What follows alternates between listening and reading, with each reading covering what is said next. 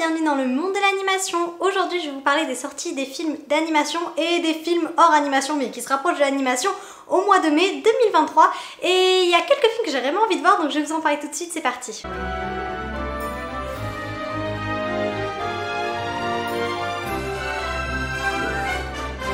Alors pour commencer, je vais être honnête, il n'y a pas énormément de films d'animation prévus au mois de mai. J'ai fouillé sur tous les sites, j'ai regardé partout voir si j'avais pas loupé une annonce, quelque chose comme ça. Et apparemment, bah non, c'est un mois de mai qui est assez pauvre en termes d'animation. Mais il y a quand même de belles sorties et donc je me suis dit que dans ces sorties là, pour étoffer un petit peu les sorties du mois de mai afin que tout le monde puisse un peu y trouver son compte, j'ai également ajouté les films, donc les films Disney, films live, les Marvel,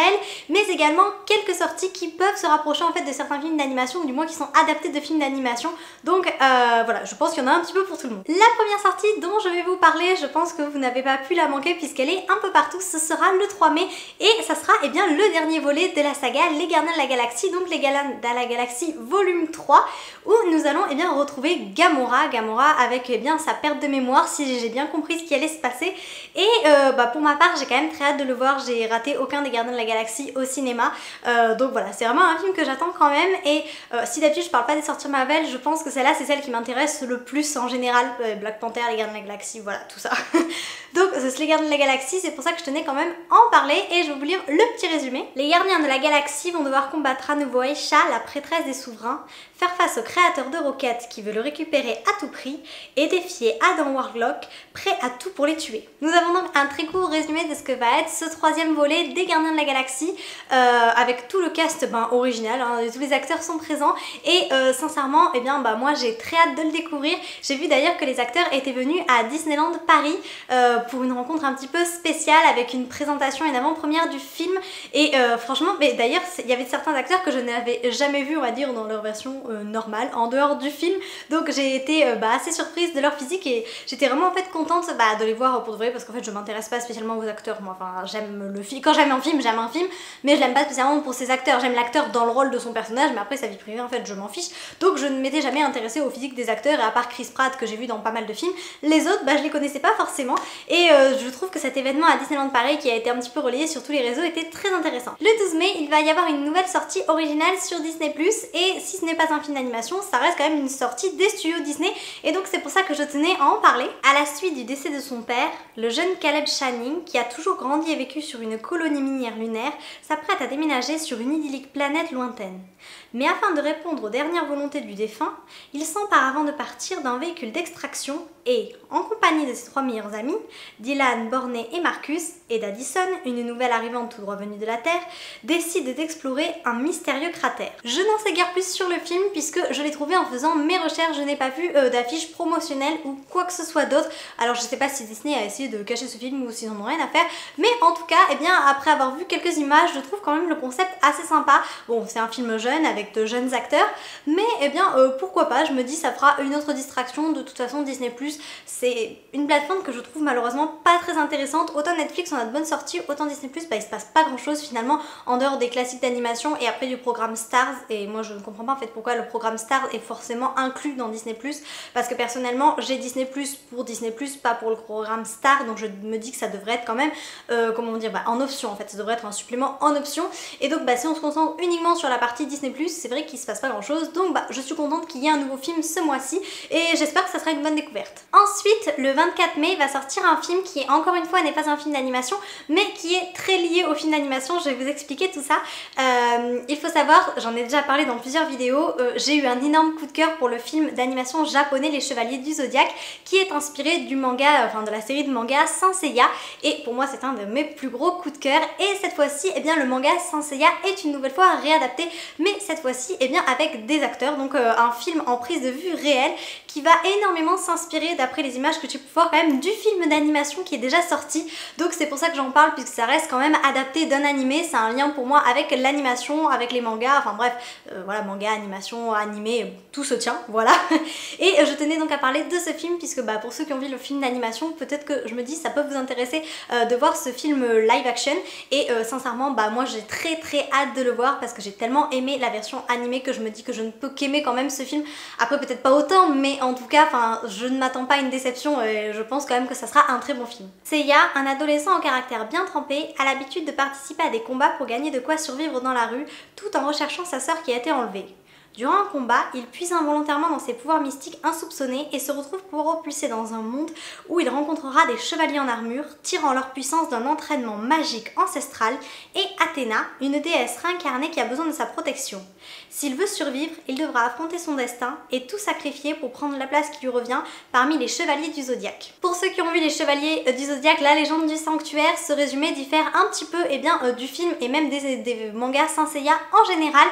J'aime beaucoup l'idée que Seiya soit à la recherche de sa sœur et aussi que quand même on garde l'esprit des chevaliers du Zodiaque avec le côté ancestral, avec évidemment Athéna, parce que les chevaliers du Zodiaque sans Athéna ce ne sont pas les chevaliers du Zodiaque. Et enfin voilà, bon, moi je suis quand même très contente et puis j'espère que ça permettra peut-être à certains d'entre vous aussi de découvrir ce film ou pourquoi pas le manga Saint Seiya, voire l'anime pour ceux qui ne l'ont pas vu. Ensuite, le 26 mai, un film que je pense que beaucoup de monde attend quand même et personnellement il fait partie des films que j'attendais le plus dans l'année avec le film Suzume. Et bien le 26 mai c'est la sortie enfin du live action de La Petite Sirène avec Hailey Bailey.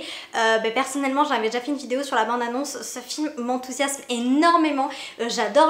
adoré la bande annonce, j'ai trouvé complètement magique, j'ai beaucoup aimé les fonds marins, même si c'était sombre, moi c'est ce qui m'a plu, donc franchement ce film là j'irai le voir le jour de sa sortie, ça c'est certain, et j'en ferai une vidéo à vie je pense dans la foulée, et j'espère ne pas être déçue parce que pour moi ça sera quand même un petit peu, on va dire que ça va un petit peu redorer le blason des live action de chez Disney, enfin peut-être que je me trompe mais franchement le film a l'air vraiment très bien, et par rapport aux quelques derniers films semi-navets qui sont sortis, je me dis que La Petite Sirène va vraiment relever le niveau. Sous la mer, Ariel, une jeune sirène et fille du roi Triton, rêve de devenir une humaine.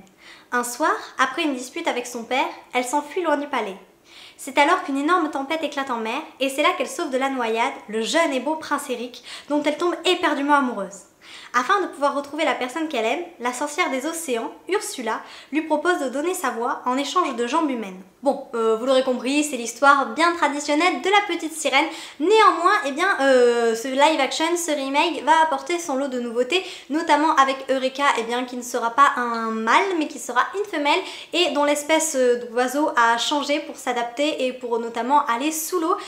Pareil, il y a des chansons qui vont être modifiées, puisque Alan Menken avait précédemment composé la bande originale de La Petite Sirène. D'ailleurs, c'était, je crois, sa première collaboration avec Disney.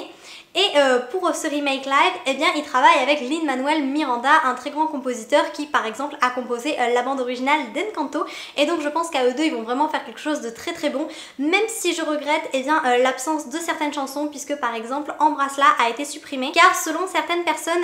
la notion de consentement serait remis en doute quand même avec cette chanson, alors que pour moi je pense que là honnêtement c'est un petit peu hors contexte, parce que dans la chanson Embrasse-la je dirais que la notion de consentement c'est plutôt la question de consentement d'Eric dont il faudrait parler plus que de celle d'Ariel, puisque dans la chanson Embrasse-la, Ariel est absolument désespérée, elle veut absolument que Eric l'embrasse, elle ne sait plus quoi faire pour qu'il l'embrasse et pour attirer son attention, donc Embrasse-la, j'ai pas l'impression qu'en fait Eric, j'aime plus l'impression que c'est Eric qui est contraint d'embrasser Ariel plutôt qu'Ariel qui est embrassée contre son gré. Autant Blanche-Neige, La Belle au Bois dormant, ça peut discuter, autant pour moi La Petite Sirène, il n'y avait pas de problème, mais bon, à voir par quelle chanson ils vont la remplacer. Et enfin le 31 mai, et là vous allez me dire encore un film qui paraît de l'animation mais qui n'est pas de l'animation. Non, enfin le 31 mai, il y aura un film d'animation, c'est le seul du mois. Si vous en connaissez d'autres, dites-le moi parce que moi je n'en ai pas trouvé. Bon, on verra.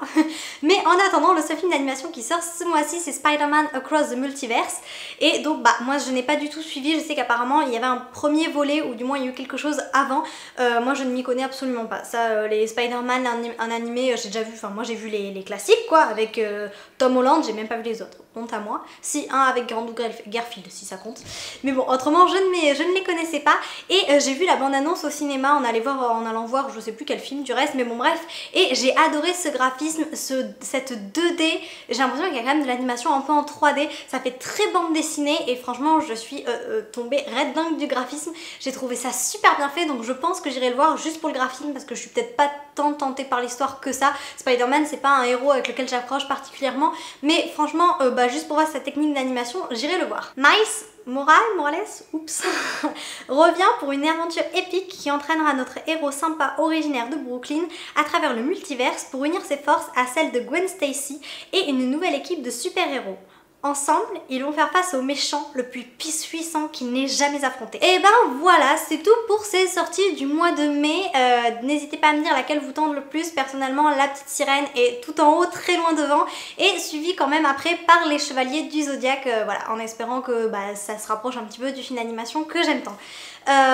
C'est tout en fait, je suis un peu déçue, franchement je vous avouerai, je suis déçue parce que le mois dernier et même les deux mois précédents, on a vraiment eu de super sorties avec Le Royaume de Naya, Mario le film, Suzume, voilà, et là on est un petit peu pauvre, mais c'est pas grave, je suis sûre qu'ils vont se rattraper avec les sorties du mois de juin. En espérant vous avoir apporté un peu de magie, à bientôt.